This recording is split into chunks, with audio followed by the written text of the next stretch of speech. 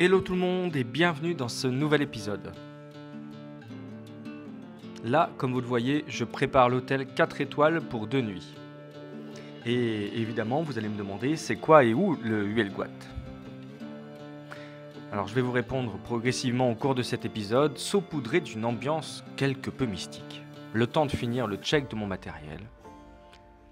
Ne pas oublier les casseroles, les lampes, et évidemment les batteries et le reste. Et surtout, la couette. Oui, ça c'est l'indispensable. Et là j'ai failli me vautrer, ouais.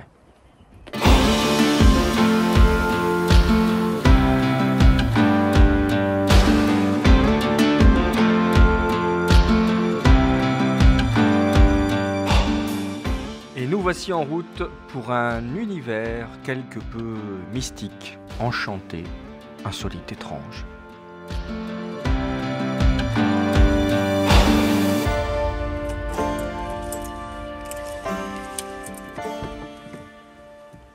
Ce soir, je dors à Huelgoat, petite commune de environ 1500 habitants, dans le centre Finistère, en Bretagne.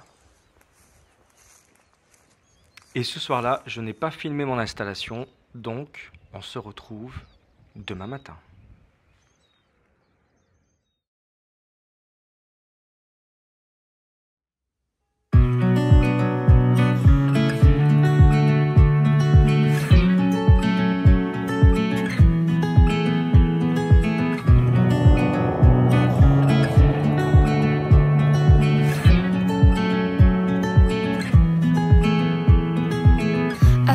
I've been here before, familiar with the view. This ain't nothing new. And every time that you walk through the door, I'm hit by the same old side, blinded by the lights. And I'm going through changes, but it's easier with you. I'm going through changes.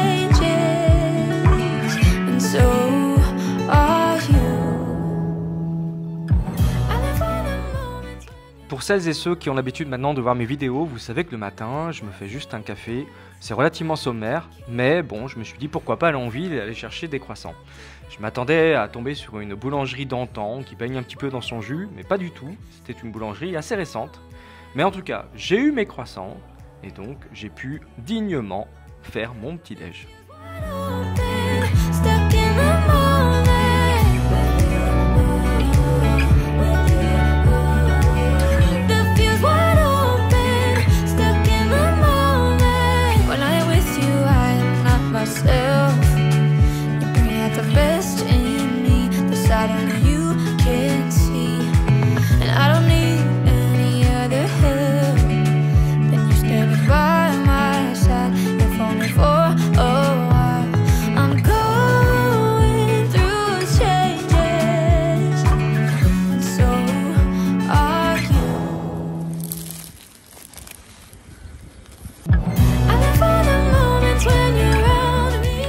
Huelgoat, c'est une ville, mais c'est aussi et surtout une forêt. Une forêt connue par la curiosité de la beauté de ses rochers, un amoncellement de blocs arrondis à la disposition chaotique. Elle inspire beaucoup de récits et légendes, et on peut aussi appeler ça des chaos de pierre.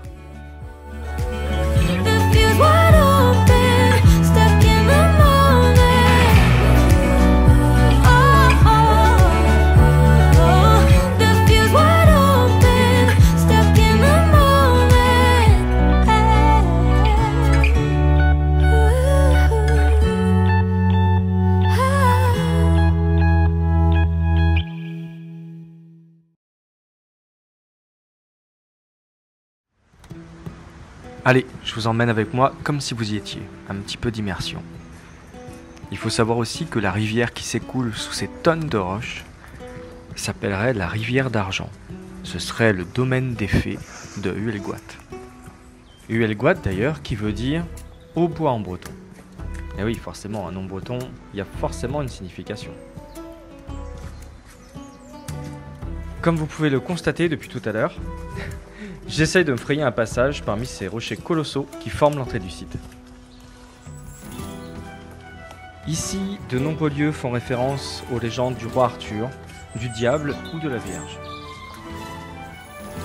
Qu'on y croit ou pas, l'ambiance qui règne dans ces lieux est juste incroyable. Franchement, regardez-moi ces contrastes entre la mousse et la roche. Ils témoignent d'une poésie créative que seule la nature sait peindre.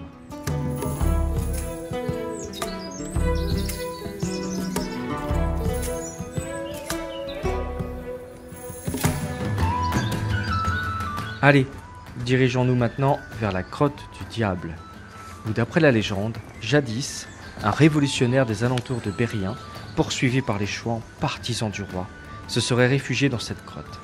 Mais cette dernière étant si sombre et si froide, le fuyard décida alors, au risque de signaler sa présence, d'allumer un grand feu de branchage pour se réchauffer.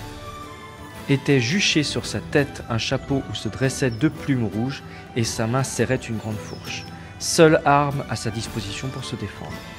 Mais quand les Chouans descendirent dans la grotte, ils crurent voir derrière le feu l'ombre du diable et se sauvèrent en hurlant « Au diable! Au diable !» C'est depuis ce temps-là que cette grotte a pris ce nom.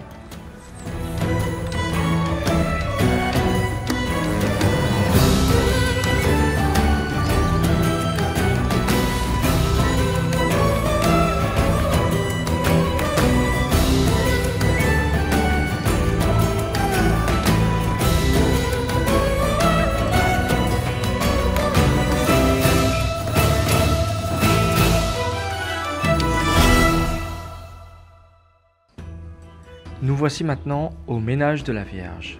Et évidemment, elle a sa légende qui dit qu'un ermite aurait vu la Vierge à cet endroit. Mais il y aurait aussi une fontaine miraculeuse où il y a une pierre à bassin qui serait remplie d'eau toute l'année, mais sans que ce soit de l'eau de pluie. Ces histoires de fontaines miraculeuses, ça me fait furieusement penser à la fontaine de Barenton en Brocéliande. Bon, ok pour les légendes. Maintenant, comment expliquer un tel chaos rocheux? Là, encore une fois, une nouvelle légende. Ce serait Gargantua, de passage dans la région, qui demanda l'hospitalité aux habitants de la forêt.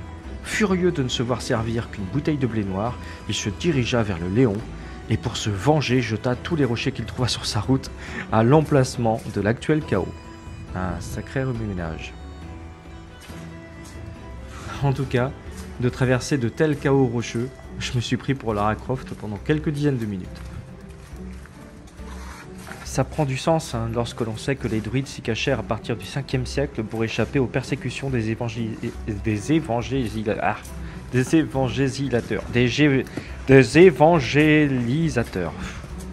évangélisateurs. Voilà. Allez, on la garde, comme si de rien n'était.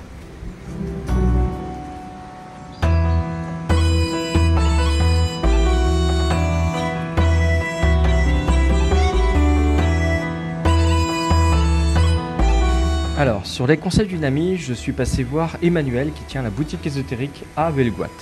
On a parlé des heures et on a rencontré aussi 2 personnes, 2 clients, Monique et Philippe, avec qui on a fini par boire un verre en fin de journée. Le genre de rencontre humaine qui fait plaisir à vivre. Je les salue au passage dans cette vidéo.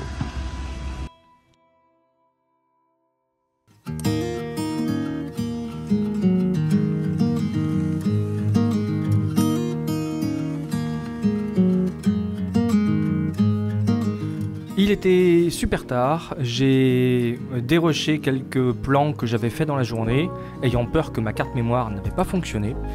Et voilà, donc relativement courte soirée. On se retrouve demain.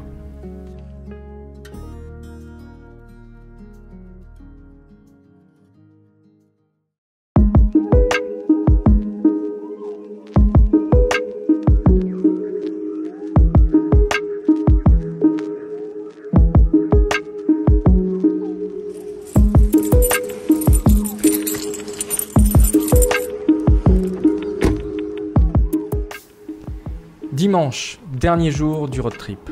Il doit être à peu près 8h, 8-9h. Là, je vais aller faire mes plans drone que je n'ai pas pu faire hier parce qu'il y avait suffisamment de monde pour que je ne puisse pas décoller. Bon, je viens de poser le drone là. Il n'y a personne et c'est juste pour vous partager l'ambiance qu'il y a dans ce lieu. Écoutez.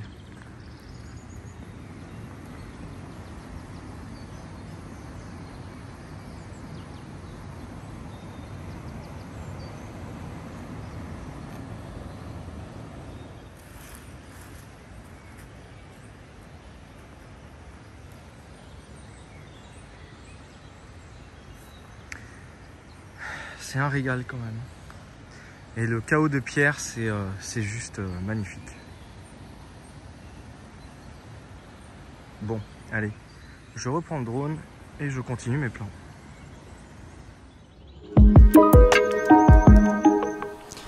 Bon, n'en déplaise aux anciens du coin qui ne jurent que par les légendes locales, il y a bien une explication scientifique à ce chaos de pierre, grâce à la géologie. Ces rochers seraient venus des profondeurs de la Terre sous forme de masse liquide en fusion. Ces masses sont remontées lentement à la surface, se sont refroidies, solidifiées à quelques kilomètres du niveau du sol. L'érosion, provoquée par les eaux de pluie, le ruissellement, le gel et la chaleur, vont œuvrer à déblayer, dégager le terrain surmontant ces roches. L'œuvre d'une nature qui se révèle être finalement plus magique que les légendes elles-mêmes au vu du résultat. Allez, maintenant on continue vers le camp d'Artus. Je ne vais pas vous montrer tous les lieux, je vous laisse aussi la magie de découvrir certains endroits sur place. Bienvenue dans le camp d'Artus. Ne vous attendez pas à voir un camp à proprement parler, car il ne reste rien de nos jours de cette cité gallo-romaine. D'ailleurs, il s'en dégage une atmosphère étrange et mélancolique à la fois. Les énormes blocs de granit que vous voyez formaient une enceinte qui s'étendait quand même sur 35 hectares au IIe siècle avant notre ère. À savoir que ce serait la première ville construite dans le Finistère, rien que ça. Il fut de toute évidence le principal oppidum d'un peuple gaulois nommé les Ossismes. Un oppidum, c'est une ville fortifiée d'époque romaine. On sait très peu de choses sur ce peuple, à part qu'il était riche. D'ailleurs, le camp d'Artus était la première capitale politique et économique du Finistère. Après sa chute, par la conquête romaine, le pouvoir s'est déplacé à Carhaix. On sait aussi qu'il travaillait énormément les céréales, la métallurgie avec le fer, le bronze, l'argent et l'or. Oui, l'or en Bretagne, j'avoue. Dans tous les cas, rien que pour serpenter entre ces énormes blocs, je vous invite à venir découvrir vous-même ce lieu chargé d'histoire.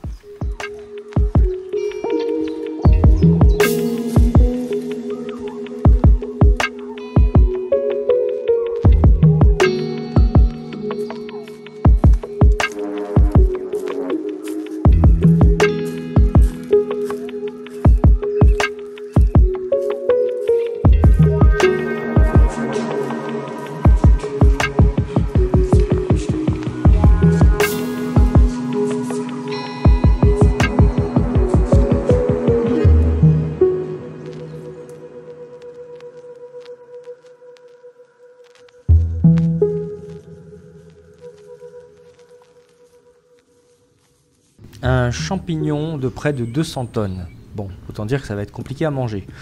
Bah oui, voilà un monolithe qui est une formation rocheuse qui s'explique tout simplement par les phases d'évolution géologique.